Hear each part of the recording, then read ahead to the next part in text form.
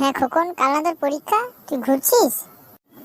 সব হয়ে গেছে, একবার জিজ্ঞাসা করে দেখুন না। তাহলে বল, কোন বিষয়ে জিজ্ঞাসা করা যায় তোকে? কালকে কালকে কি যেন পরীক্ষা? হ্যাঁ কালকে ইতিহাস পরীক্ষা, হ্যাঁ ইতিহাস নিয়ে জিজ্ঞাসা কর। কালকে কি পরীক্ষা ভুলে গেছিস? আর তুই পরীক্ষায় কি লিখবি রে? আগে লিখতে পারবি না ফেল হয়ে চলে আসবি? না না, তুমি একটা কোশ্চেন করে দেখো না, কি কম উত্তর দেই ঝাঁটাঝাট। তাহলে বল তো, ইতিহাসের জনক কে? ইতিহাসের জনক? ইতিহাসের জনক কে জানে?